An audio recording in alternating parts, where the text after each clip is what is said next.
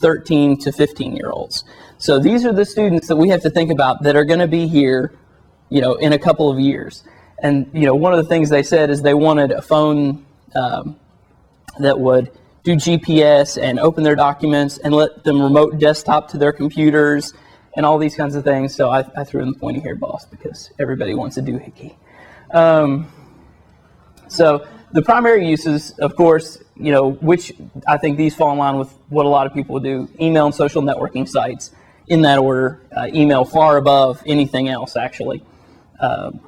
So they desire this constant connectivity that is only going to grow. If we think the students that we have now are connected, we have no idea how bad it's going to be, how in touch they're going to be with each other. And that's one of the big things.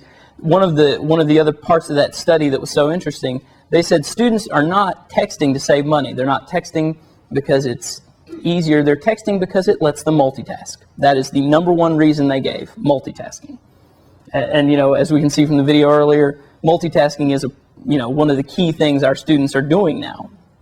So, these younger students, they want to be able to talk to 10 friends at once. That, one of the people in the study said, why would I make a phone call when in the same amount of time that I'm on that phone call, I can tell 10 people things via text message? I can't remember the exact quote, but it was essentially, I can talk to 10 people in the time it takes me to call one.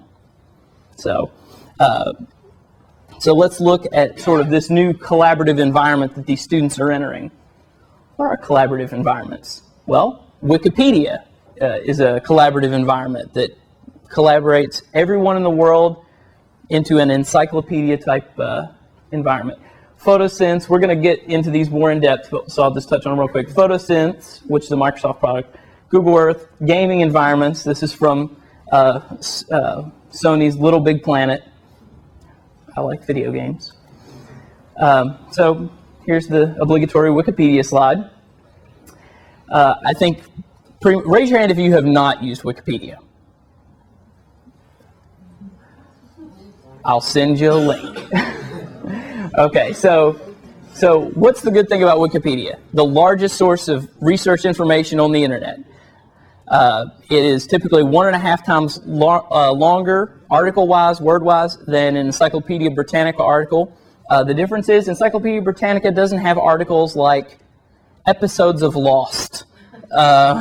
So it's the amount is so much more. Again, this Web 2.0 style of linking that happens in Wikipedia. For instance, I follow a particular actress, and she gets married, and she's linked in all kinds of articles to all the movies she's ever been in.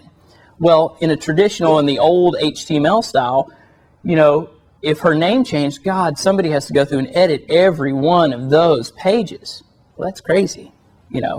Any webmaster would want to die. But in the Web 2.0, they simply change her name, and her marker is changed throughout the entire site. So her name suddenly changes for every web page she's in, pulling dynamically out of their database. If anybody wants to talk about that further, talk to me after this. Okay, so Wikipedia is awesome, but it's not. Just like anything else, it's sort of like phoning a friend. Anything that anybody posts, they may be an expert in it, they may not. So, a lot of people say citing Wikipedia is like citing your very wise grandmother. She might know what she's talking about, but the snake oil, not so much. The bad part is you will find more errors in a Wikipedia article. If you were to compare it directly with an Encyclopedia Britannica article, there are by number more, but by word less, because the articles are 1.5 times longer. They might contain, let's say, a Wikipedia article contains 6 errors, where Encyclopedia Britannica would contain 5, but the Wikipedia article is 1.5 times larger, so it kind of evens out. Wikipedia, great. Photosynth. Photosynth is something that I don't think a lot of you are going to be familiar with. Raise your hand if you know what photosynth is. A couple, okay. All right, now let's pull up photosynth. So this is a really popular one I'm about to pull up that that was done right after President Obama's inauguration. CNN got everyone together and they said, the moment that the president-elect raises his hand, we want you all to take a picture and email it to us. So the thousands and thousands of people there took photos, emailed them directly to CNN, and within 1 hour, they had a photo synth available. Now, what this is a collaborative environment where 2D images are rendered in a 3D way. Now, this is not the best example in the world, but we'll get to a better example here in just a minute. So I can move this and look at different areas. Oops. Oh, my remote's not doing so hot. Knew I should change the batteries before I got here. But, we can see in a three-dimensional way all kinds of different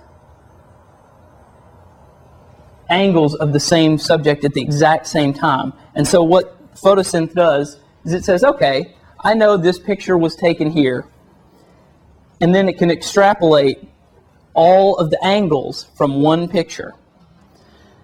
So as you can see, what it boils down to is a heck of a lot of pictures. Those can be as high resolution or low resolution. They can be as high as a 24 megapixel camera or as low resolution as a cell phone. So that's pretty wild and crazy. And here's one that you guys might recognize a little more readily. I was going to ask you to guess what it is, but sorry.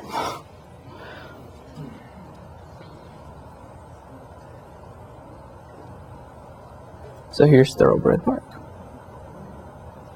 And we can rotate. See this, I don't know if you guys can see through my head here, but see this circle? It allows me to rotate the image to a new area that I want to view. Let's go this way. Yeah. So I can view any kind of aspect of the park, and if we back up, we can actually see, you can see the outline of the trees that are rendered, those points. The software does this all automatically. The longer that we let it sit, the more it will render out of these photos. You can see from one picture. It's a collaboration of pictures. You set one picture and say, this is my initial picture. And then every picture, you have to take pictures that sort of link to it. But every picture that you take links to it, the software then ties it together. So this is a collaborative photographic environment where, before, one person could never do this. One person could never stitch all these together before. Not in a million years. So, oops. So Jack, on this particular example, how many still photos were made of Thoroughbred Park? Of Thoroughbred Park, 373. Oops.